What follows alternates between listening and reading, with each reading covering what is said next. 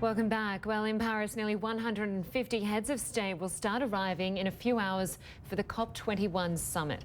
They will try to agree to a plan to stop global warming. The summit is also a security headache for France. Tens of thousands of officers have been deployed across Paris, and border control has been stepped up. Meanwhile, protesters across the world are demanding strong environmental commitments. These images come to us from New Zealand, Switzerland, the Philippines and Australia.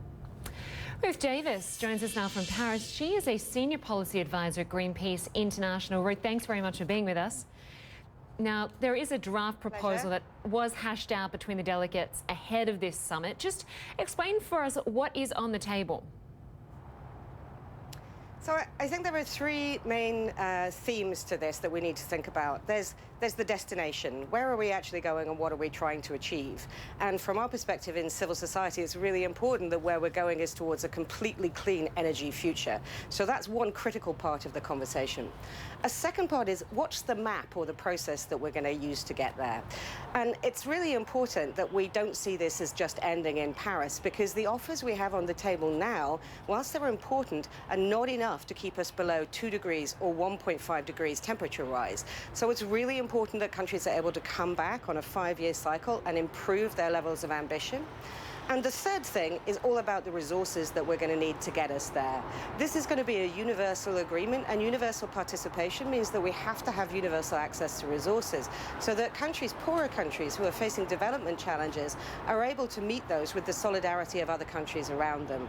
So those are the kind of three key themes: our destination, our map, and the resources to get there.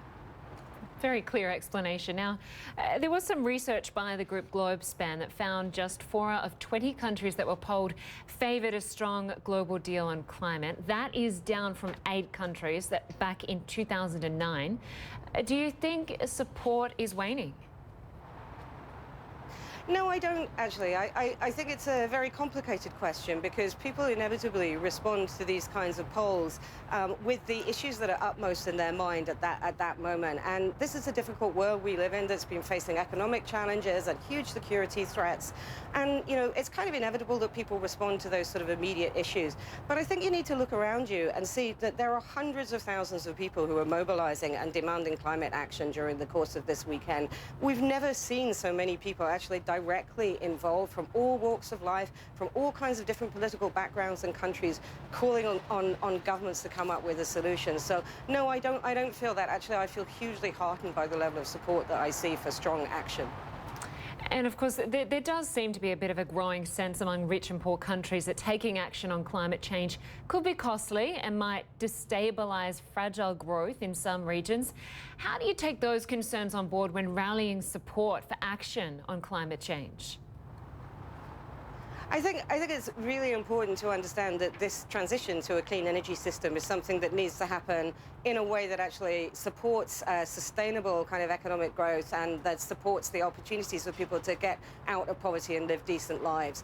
But one of the things that we've seen over the course of the last few years is that actually the kind of infrastructure, the sort of clean energy that we'd like to see put in place, is hugely economically beneficial for people for all kinds of different reasons, not least because clean energy doesn't bring with it all of the difficulties of air pollution, of water pollution that we've seen in countries like China, which have been a huge burden on their population and a huge burden actually on their economy.